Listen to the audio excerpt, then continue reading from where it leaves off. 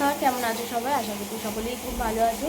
তো নিয়ে চলে এলাম তোমাদের জন্য নতুন চ্যানেলে নতুন একটা ভিডিও নিয়ে। আর আজকে বেরিয়েছিলাম একটু সকালবেলা বাজার করতে যাব বলে, কিন্তু রেডিও হয়ে গিয়েছিলাম বাজার করার জন্য, মানে করতে যাওয়ার জন্য।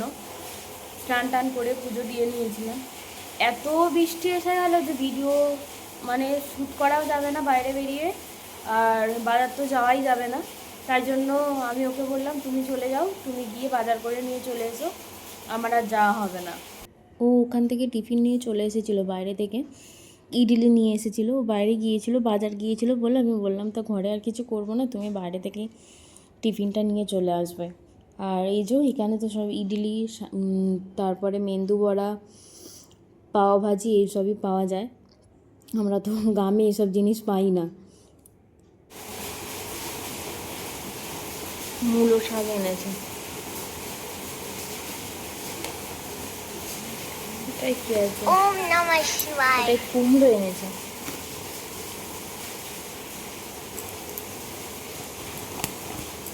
গাজর, ক্যাপসিকামটা খুব সুন্দর টাটকা। বেগুন,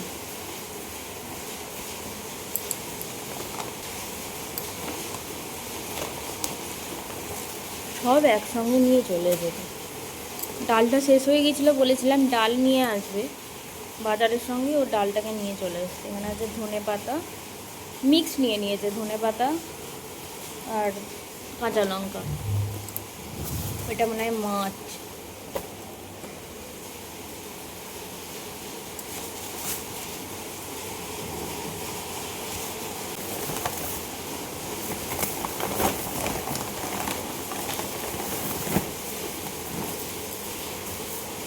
আলু, শসা,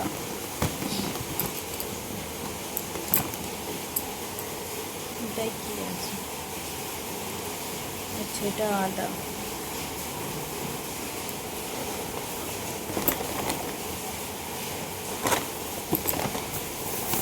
এটা টমেটো।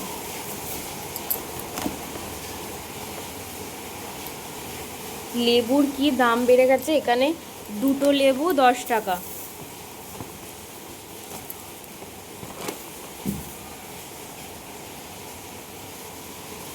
এই দেখো বাজার। এখানে সবজি বাজারও সাজিয়ে নিলাম। আর এই সবজির ঝুড়িটা একটু ছোট হয়ে গেছে, দুজনে খাবো আর কত বড় ঝুড়ি নেবো বলো। তো একটু বেশি সবজি নিলেই কি বলো তো ওপরে আর ধরে না। 100 টাকার হোলসেল মার্কেটে গিয়েছিলাম, ওই সবজির ঝুড়ি আর একটা বাসন রাখার ঝুড়ি নিয়ে চলে এসেছিলাম।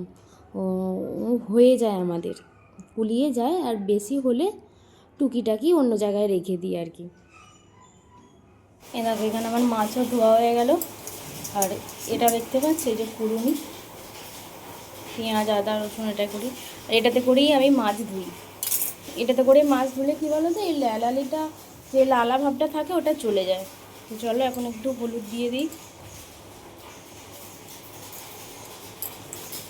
হলুদ গুঁড়ো, নুন,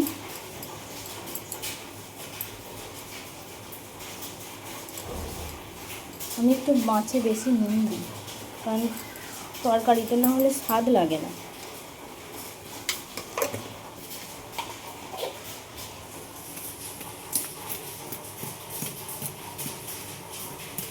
মাছ আমার বাছা হয়ে গেছে, দেখতেই পেলে নুন হলুদও মাখিয়ে দিয়েছে।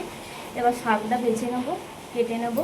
আর দেখো আমার চুলের অবস্থা, এত পরিমাণ চুল উঠছে, পুরো সামনে পোর্শনটা মনে হচ্ছে ফাঁকা হয়ে গিয়ে দুদিন পর টাগলা হয়ে যাবে।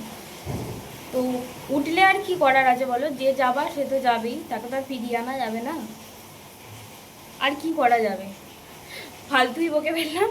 তো আমার এই কথাটা প্লিজ ইগনোর করো। এত চুল উঠছে, এটা মানে আমার প্রবলেম না, সবারই প্রবলেম। তো চলো দেখতে থাকো ভিডিওটা।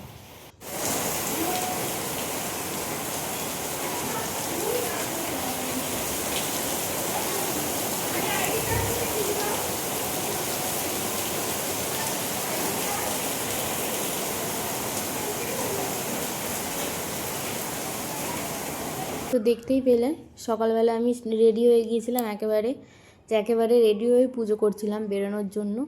তো কপালে নাই তো কি আর ঠক ঠাকালে হবে কি, এমনি তো কথাগুলো নেই আর। তো সকালবেলায় ভেবেছিলাম যাব, তো ভাবা আমার পণ্ড পেকে গেল, তো যাওয়া হলো না।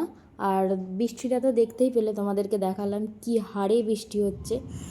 আর আমি মনে হয় এত বৃষ্টি আমি আমার জন্মে কোনো দিন দেখিনি আমি, কারণ গ্রামে এত বৃষ্টি হয় না। বৃষ্টি হলেও একদিন হয়, কিন্তু এত বৃষ্টি রোজের টানা বৃষ্টি আমি এত দেখিনি কোনো দিন। আর এখানে এসে দেখলাম রোদের মুখ তো আজ পর্যন্ত দেখতেই পেলাম না, কদিন রোদ দেখেছি মানে সেটা গোনা যাবে। আর তো চলো আর কি হবে, অন্য সময় যদি বাজার যাই অবশ্যই তোমাদের বাজারের ব্লগ শেয়ার করব। বাজারের মার্কেটটা এখানের, গ্রামে তো ছোটো বাজার, এর এখানে বিশাল বড় বাজার। আর এখন দেখো বেগুনটা এনেছে, বেগুনটা পুরো পোকা, বেগুনটা পেছনেও পোকা ছিল, আমি সেটা খেয়াল করিনি। যখন ভাজতে গেলাম তখন দেখি পেছনেও পোকা, মানে পেছন সাইডটায়। আর কাটতে গেলাম গোটাটাই পোকা বেরিয়ে গেল, ওই জন্য আমি বেগুনটা গোটাটা ফেলেই দিয়েছি। ও বেগুনটার ভেতরটা এত বীজ এত পেকে গিয়েছিল, তো পাকা ভালো লাগে না খেতে, ওই জন্য আমি ফেলে দিয়েছিলাম। আর শাকও কেটে নিলাম কুচি কুচি করে, আর শাক কাটা হয়ে গেল। ওখানে শাক কাটতে কাটতে আমি ভাত বসিয়ে দিয়েছিলাম, ভাতও হয়ে গেল আমার। আর এটা হচ্ছে মূলো শাক, আগে মূলো শাক ছুঁতাম না, খেতামই না, পাতে নিতামই না। মায়েরা খেত, আমরা খেতাম না, আমি আমার দাদা কেউই খেতাম না। আর এখন সব সব খাওয়াই শিখে গেছি, তো বলে না বড় হলে সবই শিখে যাবে আস্তে আস্তে, তো শিখে গেছি। আর শাকটা দেখো এত নধর শাক, এত সুন্দর ফ্রেশ শাক একবারে, মানে কচি যাকে বলা যায় সেই রকম শাক একেবারে, শাকটা দেখলেই মানে কাঁচাই খেয়ে নিতে ইচ্ছা করবে, এত সুন্দর শাক। তো আজকে মুটিতেই কেটে নিলাম, তো শাক ফাক আমি ছুরিতে কাটতে পারি না, অভ্যাস নেই, ছুরিতে এমনিতেও অভ্যাস নেই, এখানে এসে ছুরিতে কাটছি। তো কেটে কেটে তবু কদিনে অভ্যাস হয়ে গেছে বলে দাঁড়িয়ে টুকিটাকি জিনিসগুলো কেটে নিই, মানে পেঁয়াজ টমেটো আলু এইসব জিনিসগুলো কেটে নিই। কিন্তু শাক ফাক তো আর কাটা সম্ভব নয় আমাদের পক্ষে, যারা ছুরি ব্যবহার করে প্রথম থেকে তাদের পক্ষে, তারাও দেখি যে শাকও ছুরিতে কেটে নেয়, সজনে ডাঁটাও ছুরিতে কেটে নেয়, কিন্তু আমরা পারি না সব ছুরিতে কাটতে, তাই বসেই কেটে নিলাম। আর এখানে দেখতে পাবে যে আমি যেই বেগুনটা বাদ দিয়েছিলাম, আর একটা বেগুন এনেছিল তোমাদেরকে দেখালাম বাজারে, সেই বেগুনটা আবার ভাজলাম। আর এখানে মাছের ঝাল করার জন্য আমি একটু টমেটোটাকে কুড়ে নিলাম। টমেটোটাকে কুড়ে নিলে কি বলো তো, একটু মানে গ্রেভিটা বেশি হয়। আর দুজনের মাছের ঝাল তো, টমেটোটাকে যদি কুচিয়ে দিই না বেশি গ্রেভি হয় না, ওই জন্য টমেটোটাকে আমি কুড়ে দিলাম। আর আমি আদা রসুন পেঁয়াজ খেতে অত পছন্দ করি না, মানে পছন্দ করি না বলতে মাছের ঝালে আমি অত আদা রসুন খেতে আমি পছন্দ করি না, আমার ঠিক ভালো লাগে না। খাই, এই যে খাই না আমি তা নয়, সেটা বলবো না আমি খাই না, কারণ কালো জিরে ফোড়ন দিয়ে যখন করি পেঁয়াজ আদা রসুন দিয়ে আলু দিয়ে মাছের ঝাল, তখন খুব ভালো লাগে, একটু ঝোলঝোল টাইপের, তখন ভালো লাগে। কারণ মাছের ঝালে না আমি অতটা আদা রসুনটা আমি ঠিক পছন্দ করি না, ওই জন্য আমি খাই না। বেশিরভাগ এই টমেটম দিয়েই ছেড়ে দিই, টমেটম লঙ্কা গুঁড়ো হলুদ গুঁড়ো নুন চিনি কাঁচা লঙ্কা, আমি কাঁচা লঙ্কাই বেশি খাই। আর এটা হচ্ছে এমনি পুরোই মানে গুঁড়ো লঙ্কা, শুকনো লঙ্কার গুঁড়ো লঙ্কা, আমি গুঁড়ো লঙ্কাটা একটু কমই খাই। আর কাশ্মীরি লঙ্কাটা ছিল না, কখন থেকে কাশ্মীরি লঙ্কাটা খুঁজছিলাম, কাশ্মীরি লঙ্কাটা পেলাম না, তাই 4-5টা আমি কাঁচা লঙ্কা দিয়েছিলাম, যেন কাশ্মীরি লঙ্কাতে তো আর ঝাল হয় না, ওই জন্য 4-5টা কাঁচা লঙ্কা দিয়েছিলাম, দেখলাম কাশ্মীরি লঙ্কাটা খুঁজে পেলাম না বলে, আর কাশ্মীরি লঙ্কাটা খুঁজে পেলাম না বলে গুঁড়ো লঙ্কাই দিলাম, ওই কাঁচা লঙ্কাটা কমিয়ে দিলাম, কারণ গুঁড়ো লঙ্কা কাঁচা লঙ্কা দুটোই দিলে ঝাল হয়ে যাবে। আর এইদিকে দেখো আমার মাছের ঝাল হয়ে গেল, আর মাছের ঝালের উপরে একটু ধনেপাতা ছড়িয়ে দিলাম, কারণ ও বাজারে গিয়েছিলো ধনেপাতা এনেছিল, তো ফ্রিজ নেই, তো নাহলে রোজই ধনেপাতা রেখে দিতাম, কারণ ধনেপাতা খুবই ভালো লাগে, মানে সব তরকারিতেই বলতে পারো ভালো লাগে, আমরা খাই। অনেকেই খায় না, বলবে ধনেপাতা আমাদের ভালো লাগে না, অনেকেই পছন্দ করে না ধনেপাতার স্মেলটা, তো আমরা খাই বলে ধনেপাতা সবেতেই দিই। আর এদিকে আমার মাছের ঝালও হয়ে গেল। আর এখানে দেখো আগের বেগুনটা কিন্তু আমি ফেলে দিয়েছি, মানে গোটাটাই 1 নম্বর পোকা, দুদিক থেকেই পোকা, আর মধ্যখানটা বীজে ভর্তি, মানে পেকে গিয়ে বীজ হয়ে গিয়েছিলো আর কি, দানা হয়ে গিয়েছিলো, ওই জন্য আমি গোটা বেগুনটাই ফেলে দিয়েছি। আর 2টো বেগুন এনেছিল, দুটো বেগুন এনেছিল বলে আমি এই বেগুনটা গোটাটাই ভেজে নিলাম। বেগুন ভাজা খেতে প্রচুর ভালোবাসি, কারণ এখানে মানে শীতকালের মধ্যে সেই স্বাদটা লাগে জানো।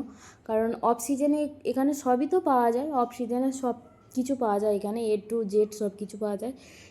দেশের দিকে কিন্তু এই জিনিসের স্বাদটা তুমি হয়তো বেগুন পাবে, কিন্তু দেশের দিকে এই জিনিসের স্বাদটা তুমি পাবে না, কিন্তু এখানে স্বাদটাও থাকে। মানে শীতকালে যেমন বেগুন ভাজা খেলে লাগে, তো এখানেও শীতকালের মতোই বেগুন ভাজার স্বাদ লাগে।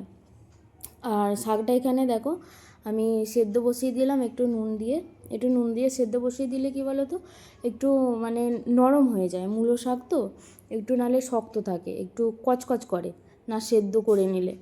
তো সেদ্ধ সব শাকই করতে হয়, মূলো শাকটাও করে নিলাম সেদ্ধ করে তারপরে ভাজলাম, ঝরঝরে করে ভেজে নিয়েছি।